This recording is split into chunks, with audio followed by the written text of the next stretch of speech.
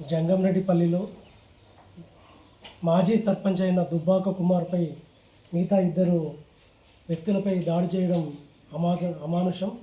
ఇప్పటికైనా గతంలో ఇదే సర్పంచ్ కుమార్పై జరిగితే కూడా ఎస్సీ కేసు నమోదు చేశారు. కానీ ప్రభుత్వం వారిని రిమాండ్ పంపలేదు, వారికి ఎలాంటి చర్యలు తీసుకోలేదు. కాబట్టి మళ్ళీ ఈ దాడులు పునరావృతమైనాయి. ఇప్పటికైనా ప్రభుత్వం వాళ్ళ మీద చర్యలు తీసుకోవాలి.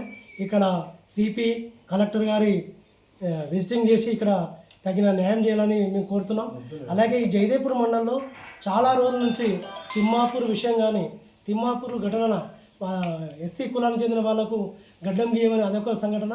అనంత సాగర్లో దుర్గమ్మ బోనాలు చేస్తే వాళ్ళను బహిష్కరించి వాళ్ళ బోనాలు రానియమని గుళ్ళకు రానియమని ఆ సంఘటనలు, ఇట్లాంటి సంఘటనలు ఈ గజ్వేల్ ప్రాంతం జయదేపూర్ మండల ప్రాంతంలో అనేక సంఘటనలు జరుగుతున్నాయి. ఇప్పటికైనా ఈ ప్రభుత్వం యంత్రాంగం దిగివచ్చి ఖచ్చితంగా వీళ్ళకు బాధితుల పక్షాన నిలవడాలని కోరుతున్నాం.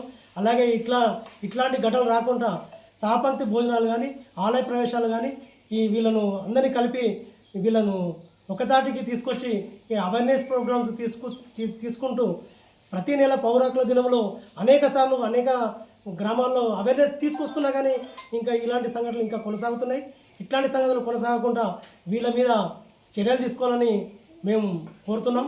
అలాగే ఇప్పటికైనా ఈ ప్రభుత్వం ఇక్కడ కలెక్టరు సిపి గారు ఇక్కడ సందర్శించి ఇట్లాంటి ఘటనలు జరగకుండా పెద్ద ఎత్తున మండల స్థాయి లెవెల్లో మన పౌర హక్కుల దినం నిర్వహించి అందరూ ప్రజాప్రతినిధులు అందరూ కలెక్టర్ గారి చేత పెద్ద ప్రోగ్రాం నిర్వహించి ప్రజలకు అవేర్నెస్ తీసుకురావాలని ఈ సందర్భంగా కోరుతున్నాం.